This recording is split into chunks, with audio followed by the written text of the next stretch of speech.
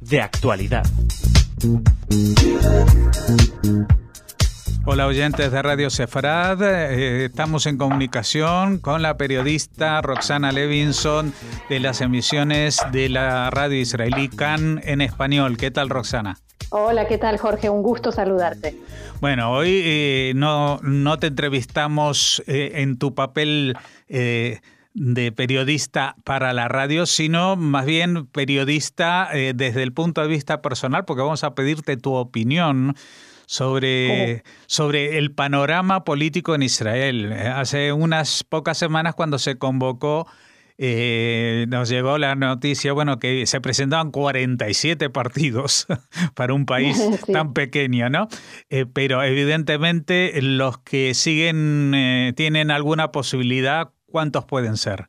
Mira, en realidad los que tienen alguna posibilidad son dos en este momento, que son el Likud y Cajol Laván, este nuevo partido que, como sabemos, es la unión de tres. Los demás son partidos pequeños. Quedaron algunos afuera de esa gran lista. El número exacto creo que en este momento son 28, pero no lo recuerdo con exactitud. Pero lo importante del caso es que hay dos partidos grandes que tienen posibilidades de ser, que sus, candidatos sean los que reciban el mandato de formar la próxima coalición de gobierno. Y después están los partidos más pequeños, tanto de izquierda como de derecha, o sea, centro hacia la izquierda y centro hacia la derecha, que en su mayoría están peleando por pasar el umbral electoral, o sea, por poder entrar como partido en la próxima Knesset. Uh-huh. Y eso hace que la situación sea bastante compleja. Claro, porque a mí me recuerda la situación, si esto de las encuestas de ahora, que dan más o menos 30 y algo de diputados para Gantz en la última, ¿no? Y 34 uh-huh. y un poquito menos de 30 para Likud. Y aparte de la lista árabe conjunta o como se llame ahora, el resto de partidos son partidos de 8 escaños para abajo. En el mejor de los casos. En el mejor de los casos. Entonces, claro, esto me recuerda, te digo, una situación en los años 80 cuando también en ese caso, en vez de ser el partido de Gantz, era Mifleget Avodah y el Likud, que tenían cada uno más o menos un tercio, y el resto estaba en partidos pequeños. Y Pero la gran diferencia con esa situación que correctamente recordás es que hoy en día es muy difícil diferenciar la ideología de cada uno de los partidos. Entre Cajol Laván y el Likud, no solo que es difícil diferenciarla, no es el tema en discusión. No hay grandes discusiones sobre qué va a hacer cada uno con la economía, qué va a hacer uno con el transporte y qué va a hacer el otro en lugar de lo que el primero propone, que cómo el primero piensa resolver la crisis del sistema sanitario y a diferencia de él, cómo piensa hacerlo el segundo. No pasa por ahí la discusión. Estamos en una extraña situación en la que nos encontramos frente a una elección que es absolutamente personalizada, personal, y en un sistema que no es personal, es parlamentario, es de coalición. O sea, es una situación un poco, incluso si se quiere, esquizofrénica. Claro, porque mira, ayer mismo comentábamos aquí en las noticias el plan de gobierno que presentó Cajol Laván y punto por punto uh-huh. era muy difícil distinguirlo de lo que el Likud hace, excepto que le echan en cara de que pasó dinero para Hamas, pero que vamos, que uh-huh. todo el mundo sabe que si eso le hubiera pasado a Gantz también lo hubiera hecho, ¿no? O no importa, pero no por una cuestión ideológica, sino por una cuestión de coyuntura. Claro. Entonces, no sirve como argumento en una discusión ideológica. El tema que sí ya empieza a quedar claro son, o por lo menos a esbozarse, son algunas opciones en los dos partidos. En primer lugar, lo que se está sabiendo en las últimas horas es que el partido Likud está evaluando la posibilidad de hacer una campaña para, absorber los votos de esos partidos de derecha pequeños que podrían llegar a quedar afuera por no pasar el umbral electoral y esos votos se desperdiciarían. Hablamos de Israel Beitenu de Avigdor Lieberman, hablamos de Kulanu de Moshe Kahlon y de Zehut de Moshe Feiglin, que esta semana por primera vez pasó el umbral electoral en las encuestas. Uh-huh. Entonces, lo que se plantea el Likud es hacer una campaña. Hay dos opciones. Una es hacer una campaña para atacar a Zehut de Moshe Feiglin con la esperanza de que sus votantes se pasen a Israel Beitenu y que después Israel Beitenu de Avigdor Lieberman pase a formar parte de la coalición. La otra opción, que es la que parece la tendencia, digamos, más probable por la que el partido va a optar, es la de atacar a todos esos partidos, criticarlos y atacarlos en la campaña electoral para que los votantes potenciales de esos partidos pequeñitos pasen al Likud en forma directa. Claro, pero la pregunta es, juntando esta nueva coalición de derechas, incluida Otzma Yehudit y Habayit Yehudi, el Yamin Hadash, el nuevo partido que formó Bennett, el Likud, Kahlon y no sé quién más, con todo eso tampoco llegan a una mayoría, ¿no? No, y en el mejor de los casos llegan a una mayoría tan ajustada que es una coalición casi imposible de llevar adelante en la práctica y en la realidad, y no es una coalición estable, una coalición en la que el primer ministro, si llega a ser Netanyahu, dependa de la presión, la mayor o menor presión que ejerzan, por ejemplo, los parlamentarios de Otzma Yehudit, va a ser bastante inestable. Claro. En el mejor de los casos. Por otro lado, del lado de Cajol Labán, las opciones que se manejan, cómo salir de este callejón sin salida, ellos lo que barajan son dos escenarios posibles. Uno, que Netanyahu no reciba el encargo de formar gobierno, que lo reciban ellos. En ese caso, habría que ver qué pasa con el compromiso hasta ahora automático que tienen los partidos de derecha con Netanyahu. Y lo más probable, dicen, es que ese compromiso se terminaría, los partidos ortodoxos harían como el Waze, reconsiderar la ruta y ver hacia dónde vamos, y quizás se podría armar algo. La segunda opción que baraja Cajol Labán es que Netanyahu sí reciba el mandato, pero no logre formar coalición. Por lo tanto, el mandato pasaría a Gantz, estaríamos otra vez en la situación anterior, pero en este caso con una opción más, que sería el Likud sin Netanyahu. Y eso Gantz ya lo dio a entender en varias ocasiones. Uh-huh. El Likud sin Netanyahu unido al Cajol Labán. A Cajol Labán. Claro, Gantz lo dijo varias veces, que él estaría dispuesto a hacer un gobierno de unidad nacional, pero sin Netanyahu, con el Likud, para, en sus palabras, poder curar las heridas, ¿no?, de tanta división, de tanto enfrentamiento, de tanto odio que hay en este momento entre los distintos sectores de la sociedad israelí.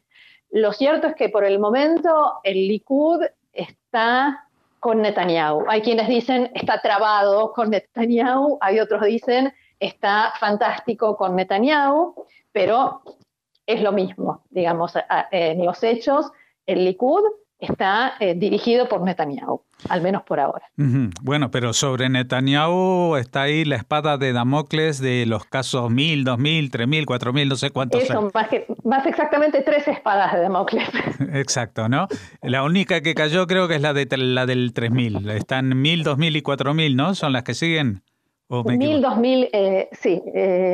Sí. Están las causas, digamos, la causa por supuesto soborno, la causa por los obsequios y favores que supuestamente recibió, y la de sus conversaciones con el dueño y editor del diario Yediot Aharonot, Noni Moses, y en la primera causa el que estaría involucrado sería el empresario Alovich. Bueno, digo, en estas circunstancias, pues estaba esa salida que un poco me remite a lo que te comentaba al principio, en los años, creo que era el año 84, cuando se formó el primer gobierno de unidad nacional. Uh-huh.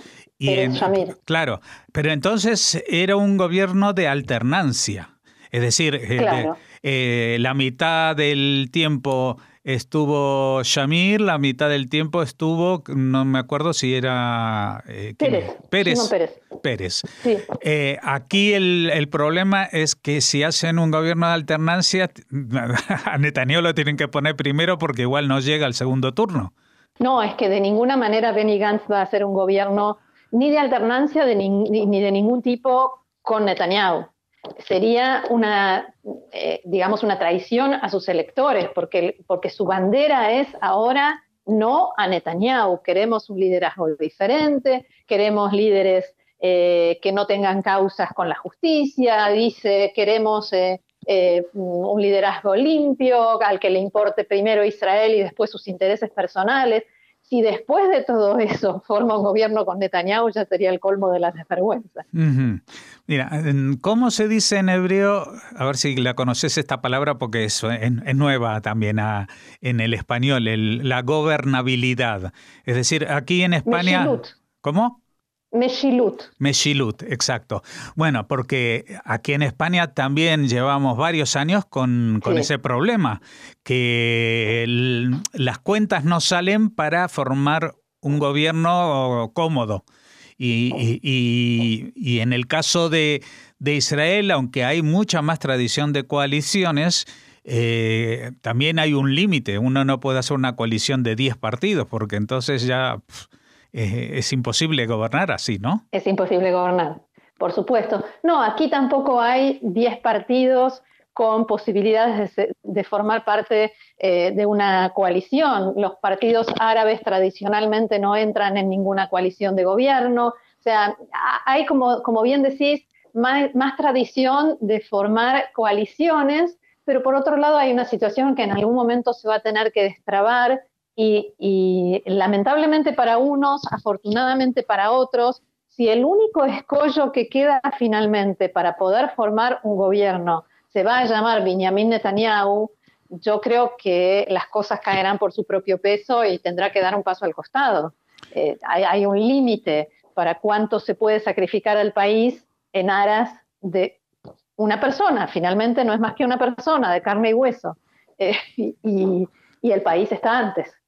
No, el país está antes, es solamente una persona, pero yo creo que lo que acabas de decir a Netanyahu no le convence todavía de que él es el problema. Pero dentro del Likud también hay intereses y está Gideon Sa'ar y Netanyahu tendrá, digamos, el poder de manejar, la posibilidad de manejar las cosas dentro del Likud mientras tenga el poder. Mientras sea él quien después va a definir quiénes serán los próximos ministros. En caso de que no sea así, será uno más del Likud y entonces ahí las reglas del juego cambian. Uh-huh. Bueno, mencionabas también el tema de que un posible complemento de esta coalición serían los partidos ortodoxos o ultraortodoxos que en principio han dicho que no, pero que su palabra muchas veces varía en función del peso que tenga su pequeño aporte en el equilibrio definitivo. Pero ahí hay un escollo añadido que se llama Yair Lapid, que su bandera es no a los ultraortodoxos, ¿no? Bueno, pero en ese caso, si todo el escollo que queda para poder formar gobierno y no tener que repetir las elecciones, porque si no va a haber que repetir las elecciones, si todo el escollo se llama Yair Lapid, otra vez la misma situación, el que tendrá que dar un paso al costado es Yair Lapid. Los partidos ortodoxos defienden en primer lugar y básicamente los intereses de la comunidad, de la población ortodoxa. Y si de alguna manera van a ver que pueden hacerlo en un partido en el que esté Lapid, ellos sabrán muy bien cómo explicárselo a su gente y cómo demostrárselo después con hechos. O sea, más allá de lo personal, primero están los intereses partidarios, pero en el buen sentido de la palabra, no solo en el malo.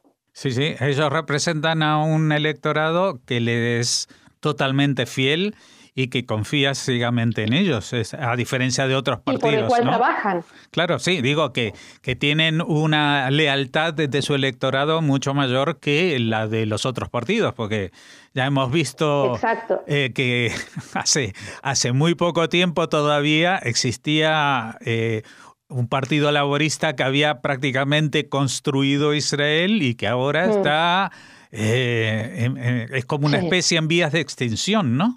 Sí, es como un fantasma del pasado. Uh-huh. Sí, pero por eso mismo digo que si, por ejemplo, los líderes de los partidos ortodoxos van a su público y les dicen, hemos conseguido que la ley de enrolamiento sea la que nosotros queremos, hemos conseguido los presupuestos que necesitamos, pero además va a estar Yair Lapid en el gobierno, yo no creo que sea algo que no puedan, vamos a decirlo en un lenguaje popular, un sapo que no puedan tragar.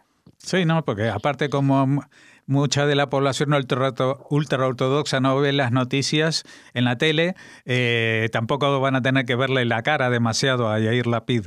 Así que... No, bueno, pero estás muy bien informado. Sí, bueno, el tema es que esto va cambiando por horas, ¿verdad? O sea, pero... absolutamente. Pero a veces lo que uno espera que cambie mucho es lo que menos cambia. Por ejemplo, cuando se hizo efectiva la acusación o la recusación del fiscal Mandelblit sobre Netanyahu, creo que fue la semana pasada, el viernes. El jueves pasado. El jueves de la semana pasada.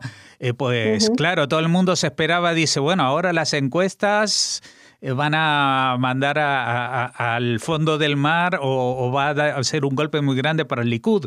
Y las encuestas posteriores han bajado, pero poquito. No, la verdad es que quien conoce a la gente del Likud, no solo que no esperaba eso, sino que esperaba lo contrario.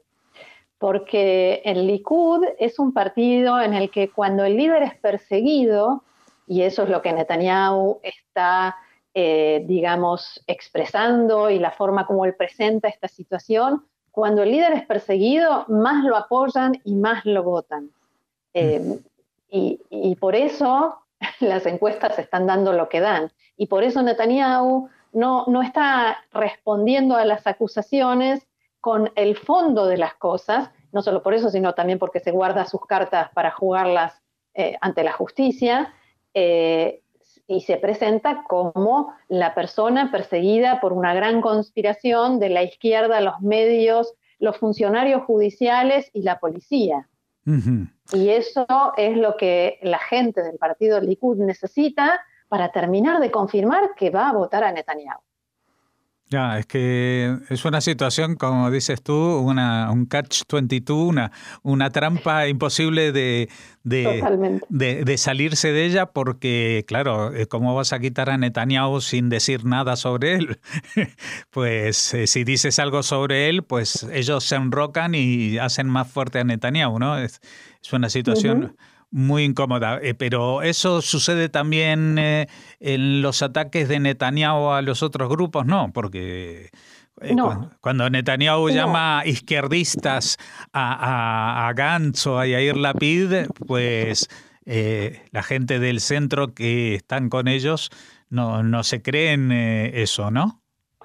No, cuando uno ve 3 excomandantes en jefe del ejército, ahí con sus ideologías, sus historias y cada uno con su currículum, su hoja de vida que nos precede, realmente cuesta encasillarlos como izquierdistas, y más en el tono, como se dice, en un marco de campaña electoral. Pero esto que decís tiene que ver más, dicen algunos analistas, y a mí me parece que va por ese lado, con esta opción de la que hablábamos hace unos minutos, de la posibilidad de que Cajol Laván se una con el Likud sin Netanyahu. Es una campaña más enfocada hacia adentro del Likud que contra el propio Gantz, porque es como decir, si el Likud se une a Gantz, es una traición, se estarían uniendo a la izquierda. Ya. Bueno, eso me imagino que son de las cosas que igual lo vitorean por decir esas expresiones, pero saben que no es así, ¿no? O sea, por supuesto, eso no como tantas otras cosas que se están diciendo en estos días, como que Benny Gantz estuvo en un homenaje a terroristas muertos, o como que la fiscal Liat Ben-Ari anuló una causa, postergó un juicio contra Livni, un juicio que nunca, Tzipi Livni, un juicio que nunca existió. Miles de cosas que se dicen en campaña y que no tienen ninguna base y ningún fundamento. Claro, estamos en la era de las fake news y eso también funciona en Israel, ¿no? Uf, ¿y cómo? Hace horas extras. Y es más, no necesitan que los rusos se metan a hacer eso. No, para nada. Había como un temor, una amenaza de que Rusia iba...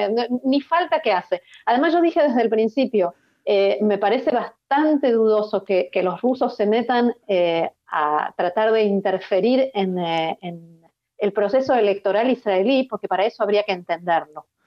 Eso es verdad. Y ahí es muy difícil también explicarlo y por eso hemos recurrido a ti, que vives allí y que eres periodista y por lo tanto sabes todos los ángulos que puede tener este tipo de análisis. Y bueno, todavía tendremos algunas semanas por delante para seguir viendo cómo se mueve esta masa informe de la voluntad popular israelí y en qué va a derivar.